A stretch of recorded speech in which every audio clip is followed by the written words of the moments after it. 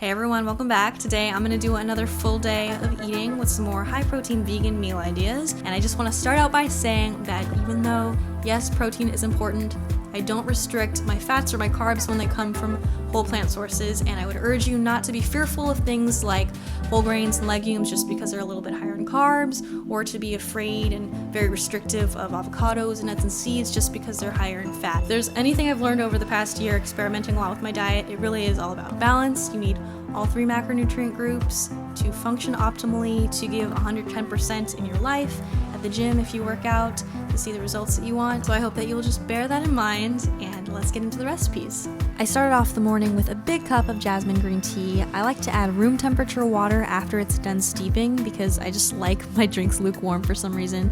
For the rest of the day, I just drink plain water. Usually you'll see quinoa in savory dishes, but it also makes a nice higher protein alternative to oatmeal for breakfasts. So I rinsed my quinoa, I cooked it with just water, and in the meantime I diced up a Granny Smith apple to add in later, and then I also soaked about a tablespoon of chia seeds and some ground flax seeds in almond milk, and seeds are a great source of protein and some healthy fats. Then when my quinoa was almost done, I added in my diced apples so that they would soften up a little bit but not get too mushy. Then a few minutes later, I mixed my chia and flaxseed pudding in with my quinoa, and I added another splash of almond milk to make it more like a porridge, and then topped it with a sprinkle of coconut sugar. For my lunches, I always try to eat a large amount of raw veggies, especially leafy greens. So today I made a Greek-inspired salad with some red peppers, some cucumbers, cherry tomatoes, olives, and red onion. I sliced those paper thin so that I didn't get onion breath. I tossed a huge handful of arugula in with my onions, and I massaged in some lemon juice. Arugula can taste extremely bitter on its own, but I find this step makes the flavor a little bit more mild.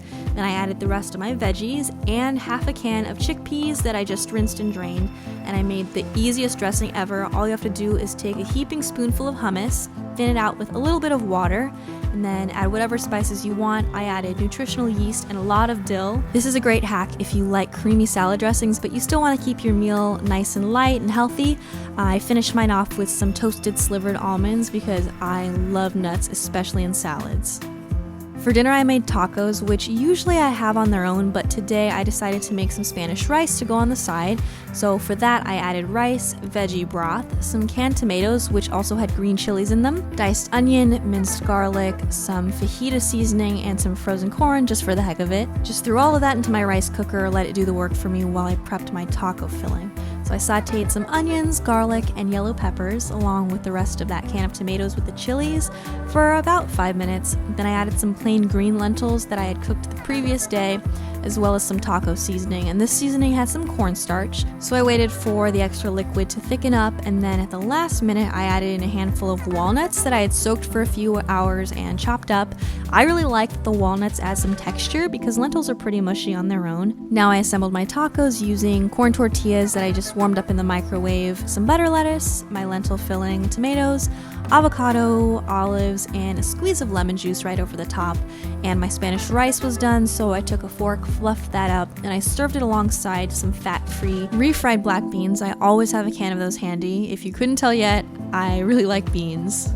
Okay, then a few hours later, I had a snack. I toasted up 2 slices of this sprouted wheat bread, which I like because it's quite high in protein, it's low in fat, it's sweetened with raisins and dates rather than refined sugar, and then sprouted grains are supposed to be a little bit more easy on your digestion. I just added some unsalted almond butter to one of them and peanut butter to the other, and I also love nut butter.